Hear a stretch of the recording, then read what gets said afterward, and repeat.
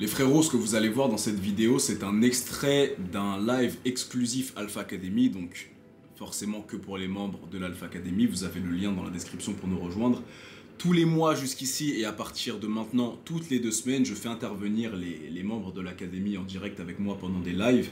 Et en gros, je leur fais un peu des micro-coachings, je réponds à leurs questions, je réponds à leurs remarques, à leurs anecdotes, etc. Donc là, ce que vous allez voir, comme je l'ai dit, c'est un extrait du dernier live exclusif Alpha Academy.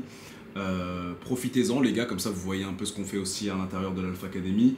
Et comme je l'ai dit, ceux qui veulent nous rejoindre, c'est directement dans la barre d'infos le premier lien. Et autrement, tout simplement, rejoignez le Discord, pourquoi pas, c'est 100% gratuit. Rejoignez le Discord, on est déjà 12 000, je crois qu'on est même un peu plus de 12 000 dessus. Donc rejoignez les gars, la communauté elle est active, ça discute dessus tous les jours, il y a plein de salons différents, plein de thèmes différents. Je vous laisse avec la vidéo du jour les gars, peace out et rejoignez l'Alpha Academy, let's go. La méditation, à un moment, ça va être ta capacité personnelle à mettre ton focus sur une seule et unique chose au moment présent. Donc, c'est 2 étapes. La première, c'est être capable de faire taire l'esprit et le mental pour être dans le moment présent. Et la deuxième chose, c'est d'être capable de mettre 100% de son focus sur une seule et unique tâche. Okay. Et donc, qu'est-ce que c'est une seule et unique tâche? Par exemple, je te dis une bêtise.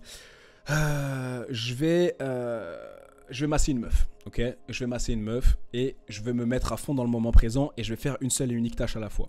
Est-ce qu'une seule et unique tâche à la fois, ça veut dire tout le rituel de massage, c'est une seule et unique tâche? Non, c'est vraiment chaque tâche divisée une par une. Je vais prendre la bouteille d'huile et je vais me sentir la prendre, me voir la prendre. Je prends l'huile, je vais faire les pressions, je vais sentir l'huile dans ma main qui commence justement à se mettre dans ma main. Je vais fermer mes yeux, je vais me concentrer, je vais charger de l'énergie dans mes mains, je vais bien appliquer l'huile comme ça. Pour l'instant, je ne suis même pas concentré sur la meuf. Pourtant, l'objectif final, c'est de la masser. Mais pour l'instant, je suis pleinement dans mon moment présent et ma conscience, mon focus est 100% sur chaque chose que je fais une par une. C'est-à-dire que ça ne devient même plus vraiment un ensemble de trucs. C'est une tâche divisée d'une autre tâche, divisée d'une autre tâche, divisée d'une autre tâche. Donc là, hop, je mets l'huile dans mes mains, je me concentre dessus, j'ai la sensation de l'huile dans mes mains. Et là, je vais commencer à mettre mon focus sur le fait que je vais toucher son corps. Et là, je mets mes mains sur son dos et je sens sa peau, la tendresse de ses muscles, la douceur de sa peau. Et là, je suis connecté entre mes mains et son corps. Je ne suis pas en train de me dire qu'est-ce que je vais faire. Mes mains, elles y vont toutes seules. Moi, je suis à fond focus sur la sensation que j'ai de ça.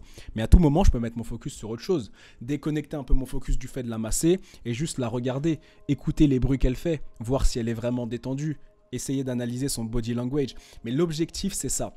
Le vrai état de méditation, c'est le moment présent et le focus sur une seule et unique chose à la fois. Il y a un livre qui s'appelle The One Thing. The One Thing, en fait, j'avais même pas lu ce livre, j'en parlais avec un pote et il me dit gros tu viens de me résumer un livre qui s'appelle The One Thing. Et j'ai regardé le résumé de ce livre et en fait c'est exactement ça. Dans le livre The One Thing, il te dit en gros que si tu veux vraiment être investi dans tout ce que tu fais dans ta vie, il faut que tu fasses une seule et unique chose à la fois. L'humain pense qu'il est multitâche parce qu'il est capable de faire plusieurs choses à la fois, mais il n'est pas capable de faire plusieurs choses à 100% à la fois. Si je te dis par exemple regarde un film et aie une conversation avec un pote à toi, tu vas pouvoir regarder le film, tu vas pouvoir avoir la conversation avec ton pote en même temps. Mais quand je vais te demander ok maintenant redis-moi exactement ce qui s'est passé dans cette scène, qu'est-ce que le mec a dit, qu'est-ce qui s'est passé à l'écran, tu ne seras pas capable. Pourquoi? Parce que malgré le fait de regarder le film, tu seras en train de parler avec ton pote et tu n'étais pas concentré sur une seule et unique chose. Je te redonne l'exemple. Des fois tu es en train de conduire et au bout d'un moment tu te dis mais comment je suis déjà arrivé là? Tu te demandes même comment je suis déjà arrivé là. J'ai pas vu la route passer. Pourquoi? Parce que tu étais dans tes pensées. Tu n'étais plus vraiment en train de conduire, de regarder la route, de t'investir là-dessus. Donc ton subconscient a pris le relais, il a conduit pour toi. Il te permettait de voir la route, de faire attention. Mais toi, tu étais ailleurs, tu étais dans tes pensées. Parfois, tu lis un livre, tu lis la page et après tu te dis putain mais j'ai rien retenu. Parce que tu étais dans tes pensées, tu n'étais pas en train de lire à 100% dans le moment présent avec tout ton focus sur les pages du livre. Et c'est ça, les grands maîtres en méditation, pourquoi est-ce qu'ils sont si heureux, si sereins dans la vie? Parce qu'en fait, on en arrive à ce que je vous dis tout le temps sur YouTube, le futur n'existe pas, le passé n'existe pas, tout ce qui existe c'est le moment présent. Et tous les maîtres yogis, tous les maîtres tantriques, tous les maîtres bouddhistes, tous ces gars-là ont tous une chose en commun, ils sont capables de faire complètement abstraction du temps, de l'espace, du passé, du futur et d'être uniquement connecté là, maintenant, tout de suite, au moment présent et donc de vivre la vie pleinement.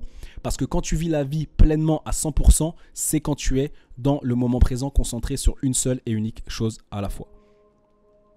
Donc développe ça.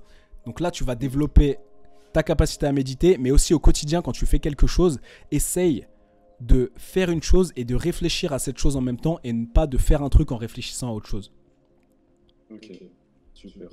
Et ouais, pour revenir sur ce que tu as dit au début de tes explications, ouais, quand je fais du montage, des fois ça m'arrive d'être vraiment dans le truc et de ne pas arriver à m'arrêter. Par exemple, je regarde l'heure, je sais pas, je commence à 20h, et puis je regarde l'heure, 21h, je ne vais pas le temps passer. Et voilà. Ça, c'est l'état de flow et ça, c'est être complètement absorbé par son activité. Ça, c'est là ce que tu as vécu, je peux même pas t'expliquer avec des mots, c'est littéralement ça ce qu'on appelle l'état de flow.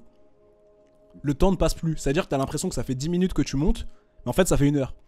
Parce que tu n'étais plus du tout connecté au temps ni à l'espace, tu étais juste complètement investi.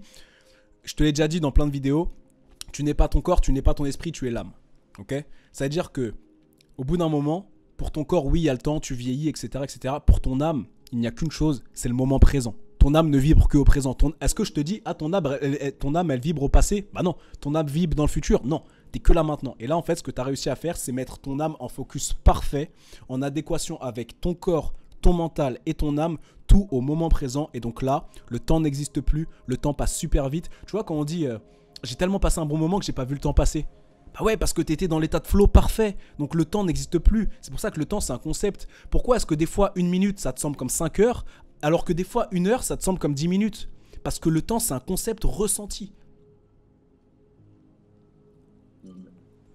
C'est super puissant.